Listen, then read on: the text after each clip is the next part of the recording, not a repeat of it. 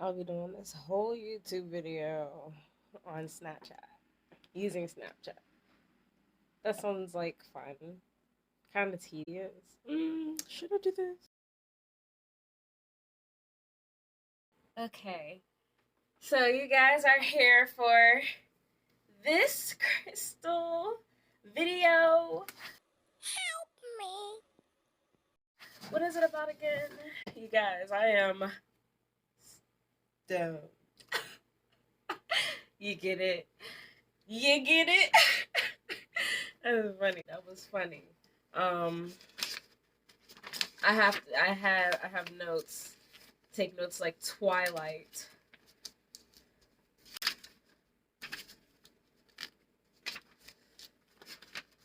I may have lost my notes. Okay. I have notes because I'm so like not even crystals are a very special tool that witches and spiritualists use in their work. Oh, I'm acing this already. We treat them with care, and I'm here to tell you some of the best ways to clean, cleanse, charge, and activate your crystals. This will be a two-part series. Because, I mean, there's a lot of information here. A lot. And I don't want the videos to be too long. You know, the length of videos be scaring people. They be like, oh, no. That was fun while it lasted, but, yeah, that Snapchat just ain't working anymore, so regular cam, here it is, there it is. Anyways, what I was saying before was that not all crystals are the same, and they should be treated accordingly. Here are the best ways to clean some of your crystals, and by some, I mean all, because I made sure to, because of the different, and yeah, we'll get into it. When it comes to cleaning crystals, you have to first find out the hardness of the gem. Gems with a hardness of 7 and up. How can I not read my own? Oh, this is so embarrassing. Was that hot when I did this too?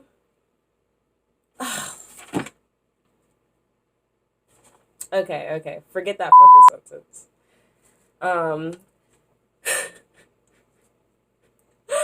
Crystals with a hardness of 7 or up can be washed, like soaked. It can you can let it sit in the water and you don't have to worry about any damages. Like it's like that type of crystal.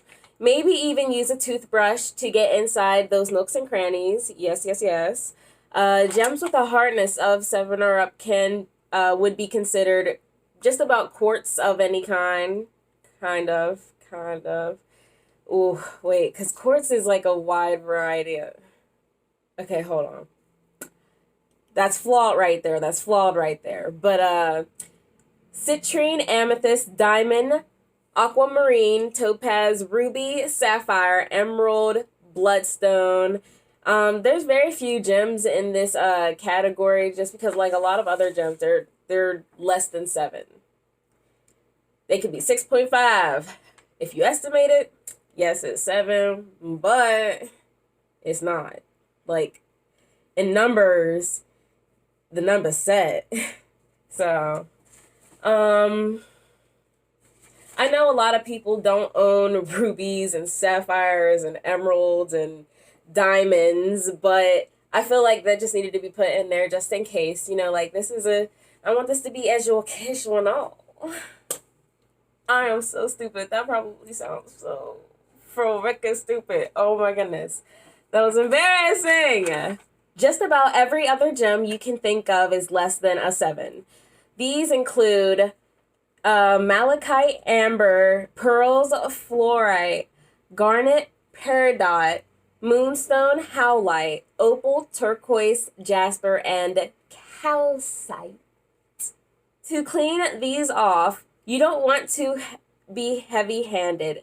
Get a nice soft cloth to remove any prints or markings.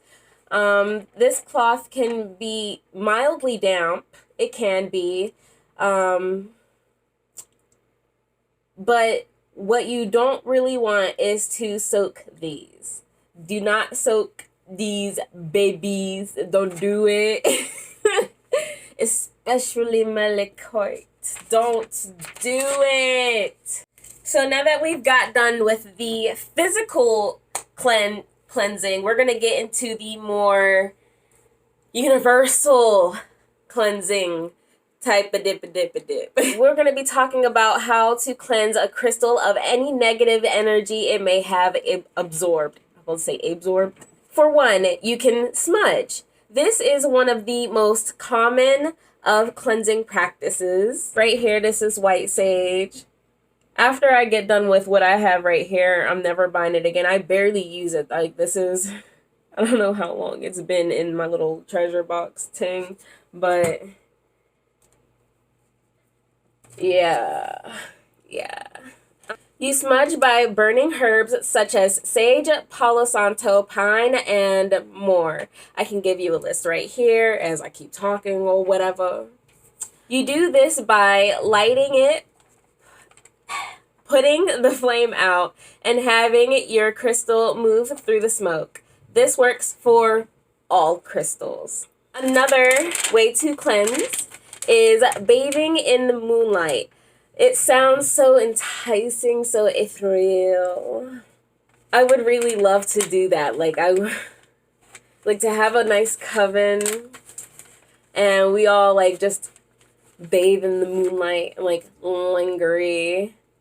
Yes. Even though I can't do that at the moment, my gems can. Best to do this during a new moon or a full moon. You set your crystals outside or on your windowsill. I know people like me, I'm not saying, where I live right now, I would not dare put my crystals outside for other people to just take. Absolutely not. Yeah, no. I hate living in heavy traffic areas. I absolutely, no. The femininity of the moon will give off her soft light and vibrations, and that is what will cleanse your gems. The opposite of the moon is the sun, and unlike the moon, all crystals aren't able to bathe in sunlight. Some of these are aventurine, amethyst, aquamarine, citrine, fluorite, sapphire, and just about every kind of quartz. The masculine, aggressive rays might make some of these crystals lose their color. I'm sorry. I was getting frustrated with myself. My cats were looking at me like I'm fucking crazy. The sunlight will basically bleach them. Even though the rays might be harsh for some, it can't be said for all. Some crystals thrive on this golden hot flame ball's vibrations. The gems that I named are what you cannot let bathe in sunlight. Another way to cleanse your crystal is the earth. Put it back into which it came from. The most grounded floating rock that I know. Not only does it provide for us, but it can provide for your gems as well. Putting your crystal in soil under the moonlight is a great way to cleanse your gem. Just like we need grounded, these stones can thrive off of it. A lot of stones like agate, jade, jasper, obsidian, onyx, smoky quartz, and ruby are some good examples of crystals with great grounding abilities. Potted plant soil also works if you don't want to, we talked about before, go outside and just leave your crystals there, When it comes to salt, there are two different ways to cleanse. A way that is safe for all gems, crystals, and stones would be to fill a bowl with salt and bury the crystal in there. just dig a little hole, or just like knit a little bit, and then fold the salt back. A way that isn't safe for all crystals would be to submerge it in salt water. Either table rock or sea salt will work. When I say do your research about your gemstone, I just mean I'm not gonna be sitting here listing all the things like if you like just search, can blank crystal be submerged in water? Can it endure tings? You know? Okay. Speaking of water, water is another great way to cleanse. There are many ways to cleanse using water, but the only one I will be talking about is rainwater. When cleansing your crystal in rainwater sounds super cool and mystical, right? All you need is a bowl, your crystal, and when it rains, you just set the crystal with the bowl and you leave it out there. It's going to collect.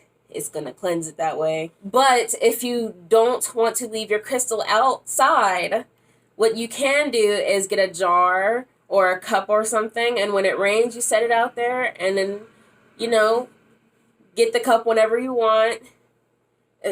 It's best when it's fresh rainwater, not just sitting there. You don't want to keep that stuff.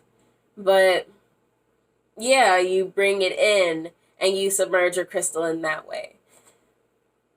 That's for the people that don't want to leave their crystals outside, like me. Like, I would be too scared. I mean, if it wasn't such a populated area. Okay, I'm good, you guys. Are you good? Are you good? Because I'm good. Another way to cleanse is brown rice. It is delicious, but after using this method, if you do decide to use it, do not eat the rice afterwards. It'll leave a bad taste in your mouth. Basically, what the rice does is collect all that negative energy. It is an absorbent. It will absorb the negative energy from your crystals, and then you got some bad rice, throw it out. Throw it away. Don't eat it. The last but not least cleansing method is sound.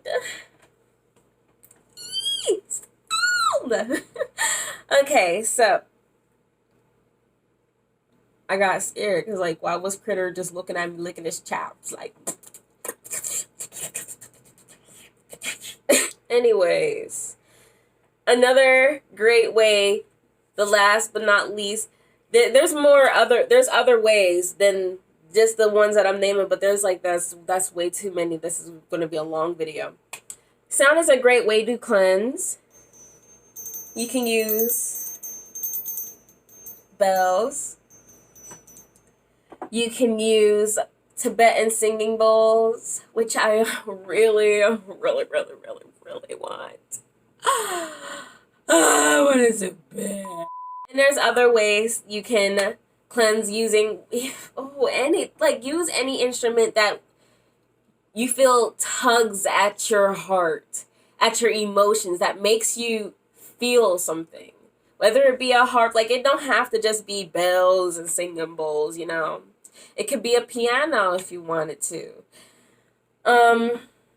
But if you're very creative, very imaginative, if you want to get creative, you can use whatever happy music and just apply it to the gems. It's like whatever is cleansing you of this negative energy, whatever makes you smile when you sing it, let it do what it do with the stuff. Yeah, I couldn't make it rhyme. Oh well. But yeah, that's all for this video. It's gonna be a long video. I was trying to ignore, but not ignore, but try to make not happen. I don't know the right word for.